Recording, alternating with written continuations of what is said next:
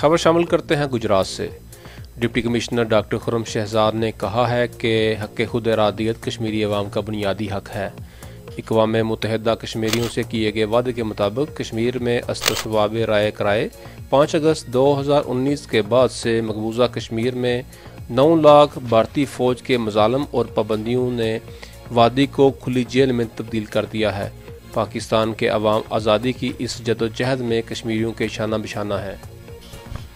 ان خیالات کا اظہار انہوں نے ڈی سی کمپلیکس میں یوم یکجہتی کشمیر کے موقع پر تقریب میں گفتگو کرتے ہوئے کیا۔ ڈپٹی کمشنر ڈاکٹر خرم شہزاد نے ڈی پی او عمر سلامت کے ہمراہ پرچم کشائی کی۔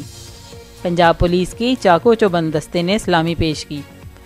بعد ازاں شرکاء نے مقبوضہ کشمیر میں بھارتی مظالم کے خلاف احتجاجی مارچ میں شرکت کی۔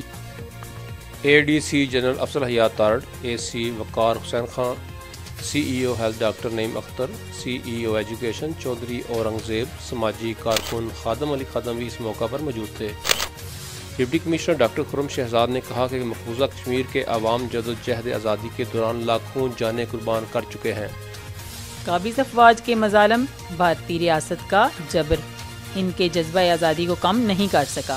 ڈپٹی کمشنر نے کہا کہ قائد اعظم محمد علی جناح نے کشمیر کو پاکستان کی شہرک قرار دیا تھا۔ وزیر اعظم عمران خان نے ہر فورم پر کشمیریوں کا مقدمہ پیش کیا ہے۔ پاکستان کے عوام مقبوضہ کشمیر کے عوام کی سفارتی اخلاقی مدد جاری رکھیں گے اور کشمیر کی آزادی سے ہی تکمیل پاکستان کا سفر مکمل ہوگا۔ دریں اثنا وزیر اعلیٰ پنجاب سردار عثمان بزدار کی ہدایات کے مطابق ضلع بھر میں یوم یکجہتی کشمیر کے حوالے سے تقریبات کا انعقاد کیا گیا۔ سرکاری دفاتر میں پاکستانی پرچم کے ساتھ کشمیر کا جھنڈا بھی لہرایا گیا، جبکہ اہم پلوں پر بھی پاکستان اور کشمیر کے پرچم لگائے گئے ہیں۔